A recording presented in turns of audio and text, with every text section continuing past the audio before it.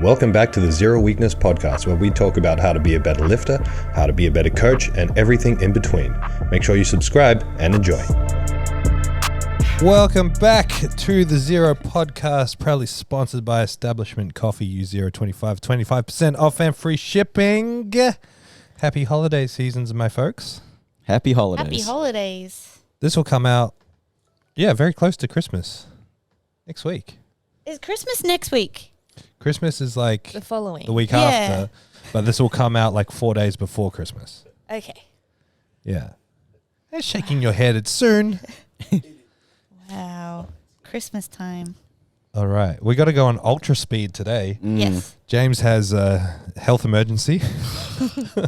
Keep me in your prayers, fam.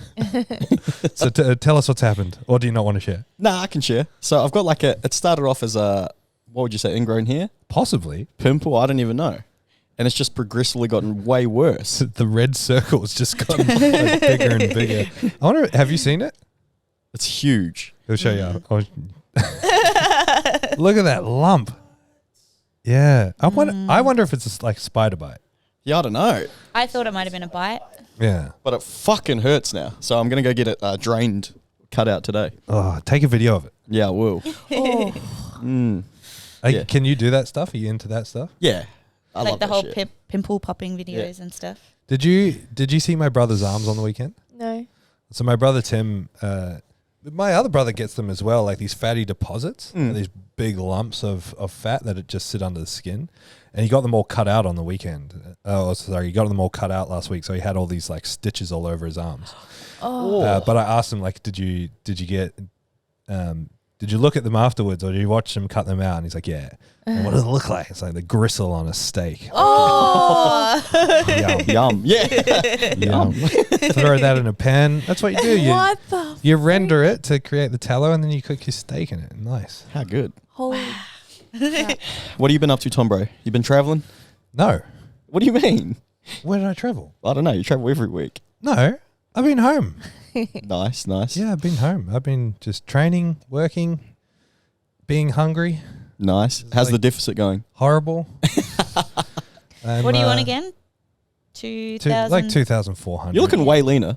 Yeah, Thank you. say that, but my measurements, You're not the one taking measurements, so I should be speaking on this. the fat areas are getting fatter, the muscle areas are getting smaller, and the scale weight's progressively going up. So That's not true. The body dysmorphia, Yeah. be dysmorphin. yeah, It's not true. The measurements are going down. You're actually looking way leaner. I definitely think I am a little bit leaner. My belt's a little bit looser. For you, I can always tell with your back. You can see your back a little bit more.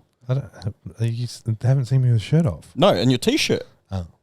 That's a sign of being jacked. V-taper. Yeah. Nice. Nice. I got to shave my back and do like a back photo so I can compare. It's 20 years lifting for me this year, so Fuck. I only take photos once every like 5 years. Anyway, Meg, what have you been up to? Took the whole week off training last week. Like I came in on Monday and I was like, yep, I'm going to get into it. No, it lasted one exercise. And then I rested 4 days. I came back on Friday, tried again, did not work out. So I took the whole week off.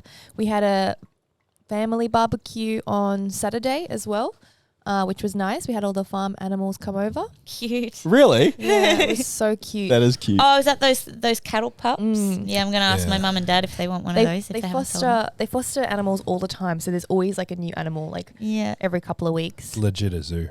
That's so cool. They sound like they're living my dream life. Yeah. It's so awesome. Wow. It's kind of my dream life because now I get the animals, but I don't have to do anything about it. True. And I've come to realize that goats are like the best animal. Such a good animal. Yeah. So that's what I've been up to. We had a huge snake the other day as well. Oh, what was it? So I finally got to see one after when did I move here? 20 years of living here. Yeah, right.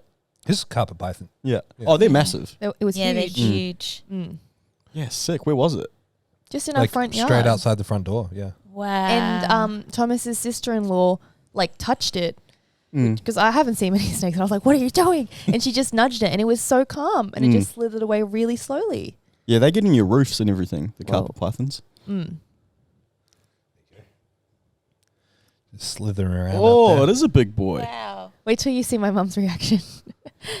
Did you keep that part? Oh no, that's in the other video. Oh, okay. Yeah, nice. Oh. Bridget, what have you been up to? What have I been up to? Training, working.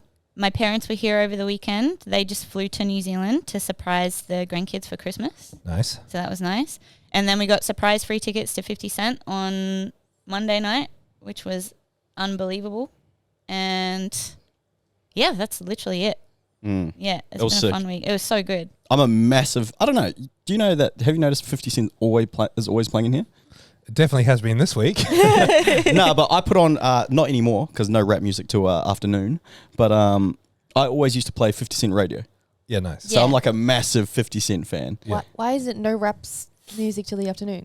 I don't know. Maybe that's why I'm angry. You said it a few weeks ago, and we've just been playing like chill vibes in the morning. Oh, Yeah. that's what that music was yesterday. I was Yeah. like, what is this? No rap music till noon. That's my new rule. Yeah, Shani was jiving all morning. Yeah, she loved it. She did. Just filming it for her parents. Yeah. It's super cool. Yeah, there's like random like Samoan songs, Cook Island songs in the playlist too. So it's so random. Yeah. James, what about you? What have you been up to besides slowly losing your leg? Yeah, just dying. No. Nah, nothing much. Nothing much. Just yeah, nothing.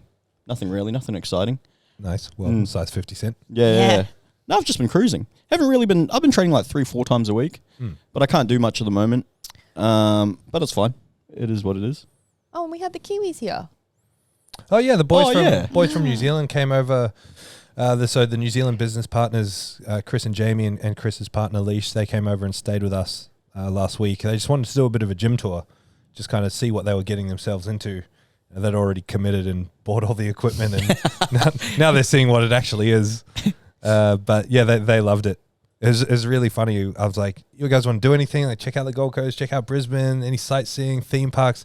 They're like, "The gym is our theme park. we literally just want to see the gyms. That's all they wanted to do." That's so cool. I love being around like proper Kiwis. Do you know what I mean? It's so different, or like it just reminds me of back home. Yeah, It's cool having them in last week. especially seeing they're like literally from your home. Yeah, it's cool. All right, what are you guys grateful for? I'm grateful for spotters and loaders. It's a little bit late, like 1 week too late, but I'm very, very grateful for spotters and loaders. That's a cool one.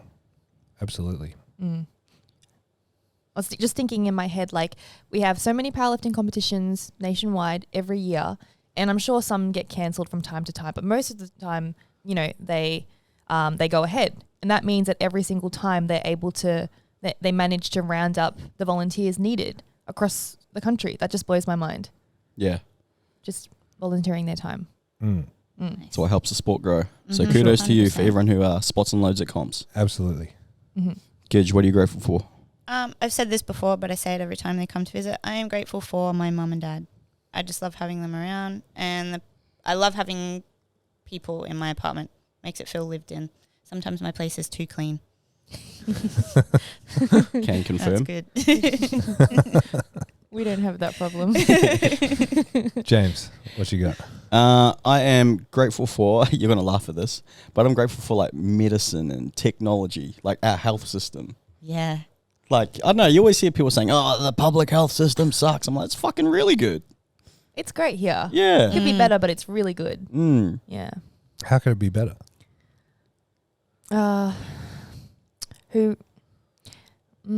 This is how it could Less be. wait times. This is how it could be better. Yeah. Yeah, thank you. I was like, what? I can't think of a good example. Like, I have an appointment that I really want to do, but it's in March. It's on March 6th. Yeah.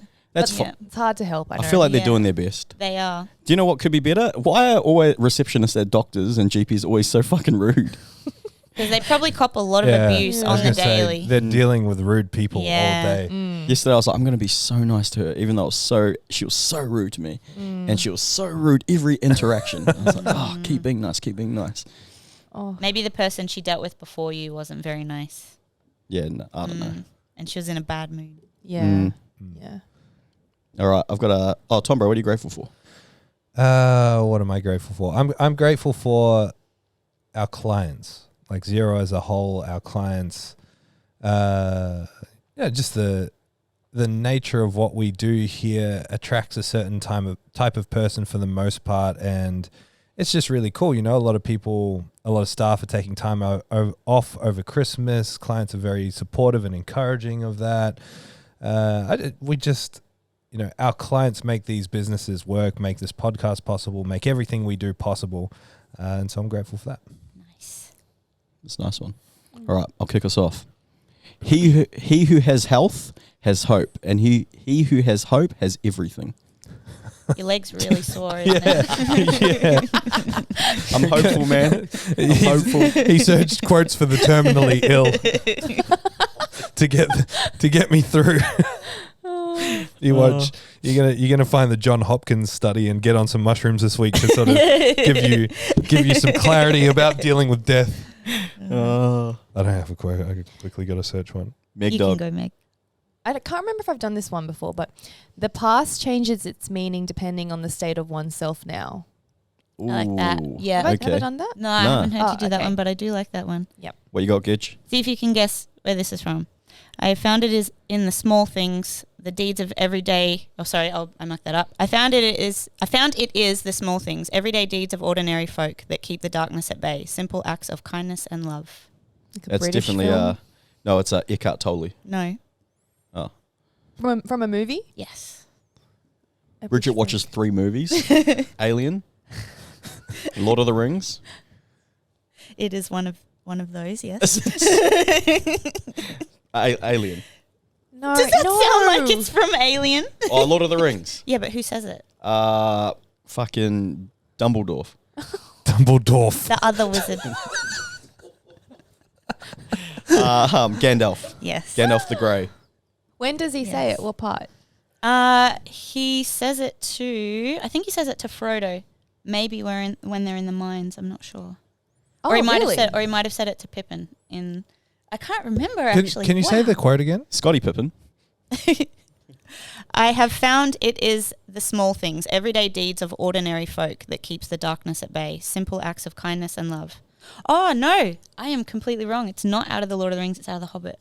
That's why I was going to say that doesn't sound familiar. There you go. It's from the Hobbit. Yep. At the Shire. Damn, you got the lingo.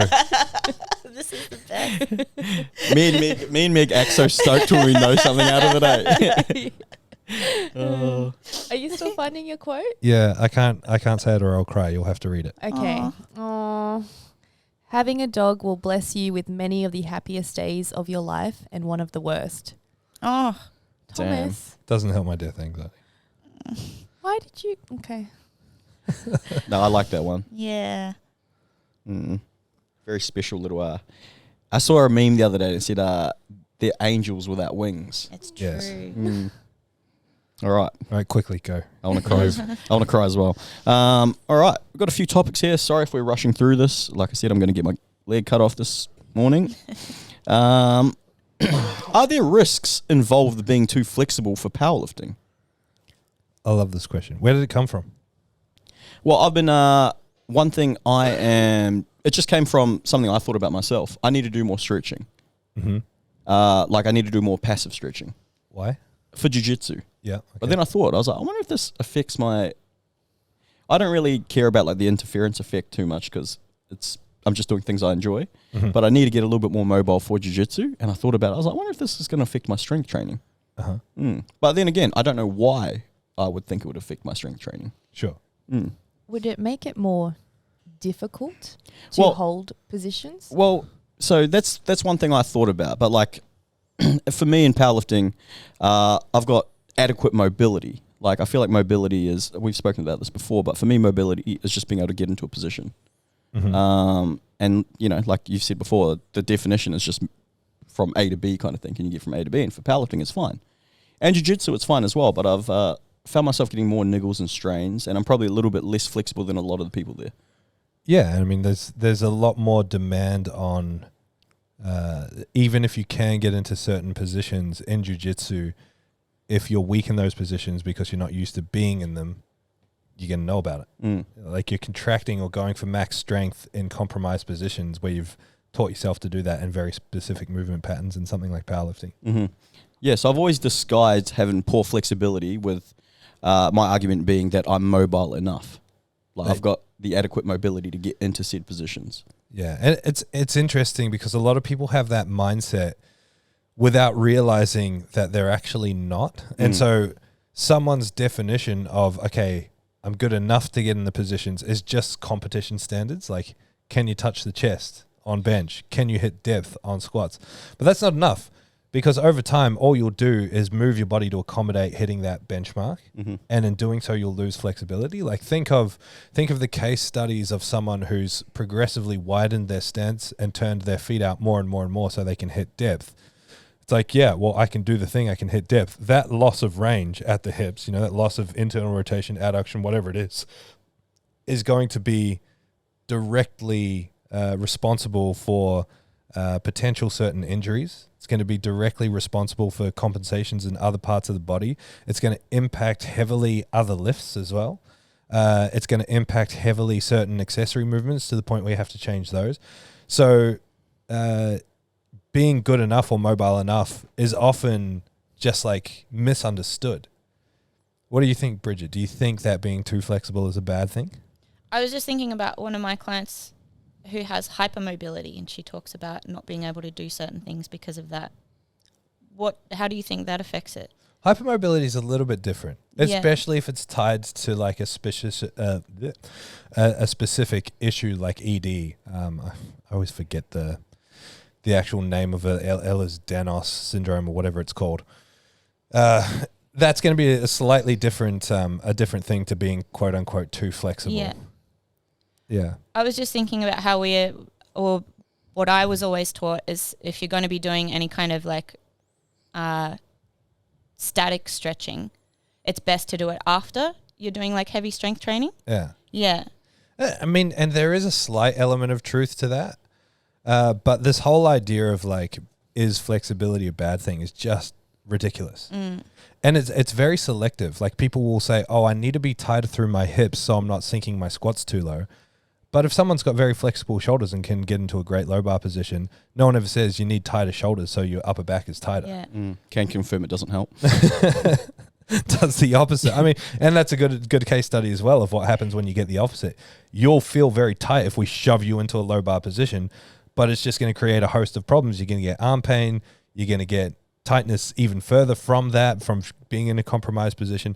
Flexibility is not the problem. It's always just strength. It's all it comes down to is control and strength. Like, think in Zero, who's the most flexible person you can think of? Lisa, right?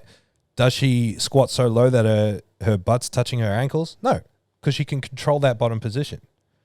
Well, that's what I was getting at when I was like, does it just make it harder to do something that comes more easy to someone who isn't flexible? Well, I just think that, to me, that's like stability. It's like mobility versus stability. Yeah, so stability is motor control and strength. So can you access the position, and then can you strengthen in that position? It's the same thing. Like, if you remove your mindset from squat, bench, deadlift and just think about a bicep curl, like, that's full range. No one complains that they have full range in their bicep, in their elbow or their arm. Why do we complain that someone's got full range in their hips?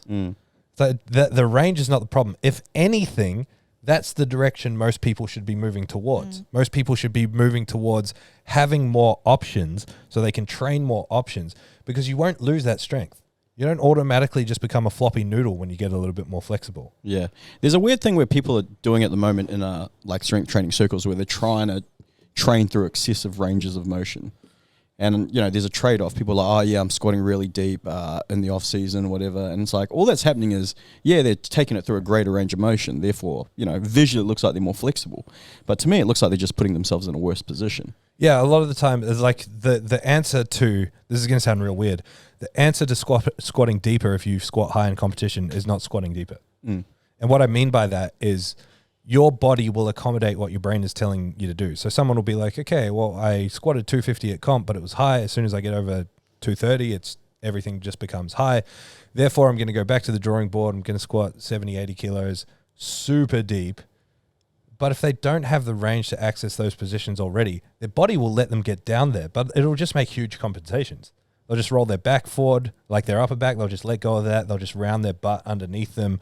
They'll let their feet bow out their knees bow out. Their feet roll out onto the side of their feet. And then as soon as they get heavy again, they'll just go back to where they were. It's a Band-Aid solution. It's not going to work. There's got to be more to it. And the answer to it is getting more flexible. Mm-hmm. And getting more flexible isn't necessarily just a do some stretches and you get more flexible, because like with your shoulders, you stretch your shoulders, you squat, next week they're fucked again. There's more to it than that. It's about understanding what stability is and how do we actually unlock greater ranges in someone by getting them access to those ranges, but strengthening in those ranges. And that's where like these little drills and exercises that we can scale up through the process become really important to understand. But coming back to the heart of the question, no, more flexibility is normally the answer, not the problem. Because I look at my, I'll just use myself as an example. My low bar, like I can jam myself into a position from the outside. You'd be like, someone might be like, "Fuck, he's got really good shoulders. Look how narrow his arms are." But I'm jamming myself into that position, and then my arms and shoulders are sore for about a week after that. Someone who's really flexible but then has poor motor control, so they can get into position really easily, but they're still going to have sore arms and shoulders as well because they can't control what their upper back is doing once they've got their bar in their back and as they're moving through space. Yeah, exactly. It's funny that there are actually people these days, like coaches or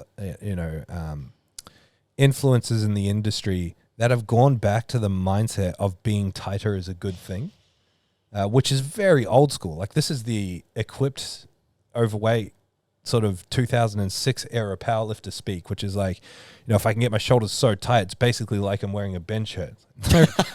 No, bro. You get your shoulders that tight, you're going to rip a pec off, which is often what happened to those people. That's what I was thinking, like muscle tears. Yeah, exactly. Yeah. That extreme tightness is not a good thing. But people are genuinely coming full circle with that. And it's so, I'm sorry, but it is stupid. It like from a logical perspective, the average person should be able to arrive to the conclusion that that is not a good thing. It's weird though, because you look at it through a different lens. So for some reason they think that's fine in the gym. If you tell someone with really tight hamstrings, hips to go sprint as hard as they can, pop. The first thing they're going to say is no way. Like I'm going to tear something. It's like, nah, but a tight muscle's a good muscle. Yeah. Why does the lens change just because the sport's different to an extent? Very strange. The thing I find the weirdest about it, because I've been both. Like I've been very flexible and I've been very tight. And I think I'm more flexible than the average powerlifter that fits my mold, my body weight, my size. I think I'm more flexible than the average powerlifter. Being more flexible, you feel so much better. So much better. Like things don't hurt as much. It's easier to move around. You can do more things in life. Training in general is better. Like when you're so tight that you can barely do a leg press or a leg movement, or you have to sit all cockeyed on the leg press and put your feet in weird positions because you can't get your knees to touch your chest. It's not good. I think of times like, because my shoulders are pretty shit, when I'm doing a bicep curl in a certain position, some people are like, I love this exercise, get a really good pump. And the whole time I'm just thinking my shoulders are fucking fried. Feels like it's going to rip out. Yeah. It's funny, you said before about powerlifters training through excessive ranges of motion. I think training through full range is one of the most overlooked and important thing that powerlifters can do when it comes to accessories. So full range rows, full range leg press, full range pendulum, hack squat, whatever it is super important. Like if you're doing a cable row, touching your stomach each rep, touching the top of your chest each rep on a lat pull down, touching your chest each rep with a dumbbell movement, touching the top of your shoulders with an overhead movement. All of that stuff, going to full lockout, all of that stuff is super important, provided that you can do so in a way that's safe. In other words, it's not just moving the thing from point A to B, but in the positions that you're chasing on the main lifts. I'm a huge proponent of that for sure. But just going through full range for the sake of moving further, if it means making all these compensations at certain joints, you're just going to end up hurt. That's the reality. It's just, and maybe not like injured, but sore shoulders, sore hips, sore knees. You're just going to end up sore in a bad way. You got to find that, because I've got clients that are encouraged, to push their accessories way harder from like an output standpoint. And then I've got clients that I'm like, no, like you need to not push them as hard and you need to focus on, like you said, training through a full range. And, just because those positions that you're getting yourselves into during those accessories are going to help. But ideally we want both. We want to hit full range and then go heavy as fuck because we're chasing strength and size. That should be the goal. Be flexible, be able to work through range, but be fucking strong through that range. For sure. We're doing for time. Got another 10 minutes. Sweet. One more thing here. Just another topic. Should prize money be shared with the coach? I was meant to put a poll up on Instagram, and I never did. I don't think so. I'm just curious. I heard something. I heard a conversation that people were having about this recently, and I'm just curious as to what you guys think. Well, I think that the client is paying you for a service. You're providing that service. You give them the program to follow, but they're the ones that are putting in the work. Why should you get the money? What if they're not paying for the service? What if you're giving it to them for free? Well, that was your decision, obviously. I agree. Yeah. I agree with that. Like it's I reckon maybe one day, like when powerlifting's a professional sport. Well, actually, there's lots of powerlifters that just make their whole living from competing, isn't there? I wouldn't say there's lots. No. Okay. Well, there'd be a few people like Yuri Belkin and John Hack and things like that.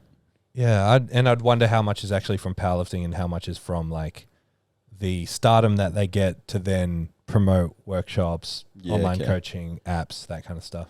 I just look at it. So you look at boxers, you look at UFC fighters, like when they sign their contracts with their managers, you know, like a part of their purse goes to the manager. So yeah, like I don't think so in powerlifting. I don't think we should. That's different though, right? Like, isn't the manager sort of picking the fight, working with the promoter? Yeah. It's different. You know, is part of that purse going to then the coach as well? Mm-hmm. Yeah, that purse gets spread out. Yeah. So you got to think, if a fighter, like CJ, you understand how the fight game works. If a fighter gets paid only $25,000 for his fight, he might only walk. If he's got a shitty manager, he might only walk away from that fight for $5,000. Yeah. Like once he's paid all his coaching fees, his everything else. Do you know where I can get my hands on these sort of contracts? Yeah, you'd be good. You could make a big purse. Yeah. So I've got two answers. For me personally, as a coach, I'm staunchly against it.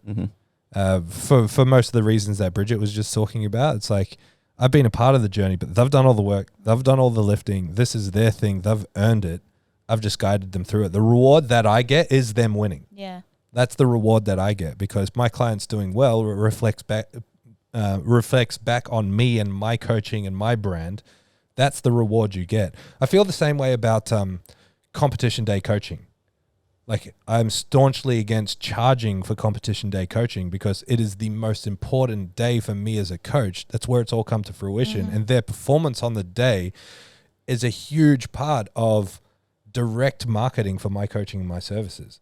So why would I charge someone for the opportunity to directly market and promote my services? Doesn't make sense. To me, it doesn't make sense. Now, that said, that's my first answer. That's for me. For others, I can see how you might justify it. I don't like the idea of prize money being shared, but if the lifter feels in such a way where they refuse to take no for an answer, that's up to them as well. Ultimately, it's their money that they've won if they want to share it with the coach. I think it would be gross, like disgusting, for a coach to expect or to ask for that. 100%. I think there could potentially be fair asks. Like, let's say CJ is top of the game. He's flying to America to do a comp where he wins $100,000, and I fund my way over there as a coach. Perhaps I say, hey man, I won, I came over, you won, I came over, I helped you out. Would you be open to the idea of covering my airfares? I don't think that's an unreasonable ask. Again, I wouldn't do it personally, but if a coach were to do that, I wouldn't be like, nah, that's gross. But if they were like, hey, you won, you know, kind of helped out, so here's my bank details. I think that's gross. You know? I didn't know that until like a year ago when someone said, how much do you charge for game day coaching? I was like, what? Yeah, me too. I didn't realize Yeah. it was That was the thing. People do that? Yeah, they do. I've got a really good example of like game day coaching where it worked out perfect for me. So I remember I wrote Matt Rodwell's program, and the first time I coached him, I just wrote him a program for 10 weeks. Yeah. And then I coached him on the day. And he had such a good experience with me on that day, he signed up for coaching. Exactly. Okay. That's marketing, that's advertising, that's promoting. Exactly. What's your opinion, Meg? If it's like a black and white answer that you're after, I'd say no. Because, and me and Thomas were talking about this the other day, and I said that if it's a small prize pool, you know, if there's only like $500 cash to go out, a coach doesn't really think jump to thinking, okay, I'm going to ask for a cut of that. And then once the prize pool starts to get bigger and bigger, I don't think that should change how obligated a person is to share their winnings. Like you wouldn't ask if it was a very small prize pool. So that's, my answer is no. Yeah. All right. General consensus. We all say no. Yeah. I think that's fair. I reckon. I think most people would say no. And I think the only people would say yes, or I hope the only people that say yes are the people that, sort of are in line with that idea of like, there are some fair asks that a coach could make. I've never personally asked. People have offered certain things. I've accepted offers of certain things where it's like, an international comp. This is way back when I had no money, where someone's offered to pay for my flights to get over for Worlds. I've accepted that. I've got no shame in admitting that because they wanted me there, and I said I'd love to be there, but I literally can't afford to go. They're like, well, what if I pay for your airfares? I'm like, if you can do that, I'll cover my way, all the rest of it, then that's fine. And they were happy to do that. So I'm blessed to have had those sort of opportunities for sure. I don't think I've ever been paid for game day coaching. Like I've certainly never accepted it or given a price because, again, I've been staunchly against it. But I remember 2014 Nationals, I wrapped two people, Nathaniel Anthony, who owns Muscle Nation, and another guy, Michael Vigotis. They both trained together out of PTC Brisbane. And they kept trying to give me money. I kept saying no. And I think somehow they got me like $20 each for wrapping their knees, something like that. So, yeah. That's cool. The owner of Muscle Nation, or Michael, if you're listening to this, I owe you $20. Give me a shout. I'll buy a Subway, Uber Eats. No, that's probably like $50. But inflation makes sense. Well, I actually remember when Mel asked me to handle one of his clients one time. Yeah. And I just said, yeah. And he goes, how much do you want? I said, nothing. Yeah. Not a chance. It's not that I'm going to be here anyway. I had to wrap his knees, whatever, it's fine. But it was really nice. Mel bought me something. Yeah, he bought me a your gift. Yeah. And I was like, that's really cool. Yeah. So he was like, I don't know, he was really appreciative of that, and I was appreciative of him getting me something. Yeah. But yeah, I don't expect it. Awesome. All right. I want to put this question out to all the listeners. Okay, hit it. Which zero lifter has done the most powerlifting competitions? Angus Roxburgh. Like ever? That was a joke. Ever. Ever. Oh, wow. And they don't, like, the competitions don't need to be under, like, if they haven't been coached by Zero the whole time, that's fine. Yeah. It's just, I want to know if anyone can get the answer. Do you know what the answer is? No. I've been looking, though. Okay. So I've been looking, and I think I've almost narrowed it down. Joseph Whittaker has to be up there. Yes. Yeah, he has to be. So way he's up top there. 3. Okay. Mm. Yeah. Oh, nice. Well, we announce the answer next week. I don't know if there's any way of accurately getting this answer. So I'm going to just give you 3 people that are up there. Okay. He doesn't get coached by us, but he's trained here. He's a member of Zero. He's part of Josh Takua. Josh Takua. Yeah. Tom Hardy. T. Hardy. There you go. And, yeah, Joseph Whittaker. Yeah. So they've all been competing a very long time. I'll be curious to see what Steve Hampton's list is like. Yes. He didn't compete for a long time, but he competed a lot. Like a lot. Yeah, a lot. A lot. A lot. Thanks a lot. Thanks a lot. Give us 5 stars. We'll chat to you next week. You won't hear another one of these until after Christmas, so Merry Christmas. Merry Christmas. All Merry the best Christmas. to you and your families and all the rest. All right. See you, team. Bye. Thank you so much for listening to the ZeroW Podcast. If you want more information, head to our Instagram, @zero_weakness. Hit the link in the bio for all of our services and any information on upcoming workshops and events. Don't forget to leave us a 5-star review so we can have a broader reach and answer more people's questions.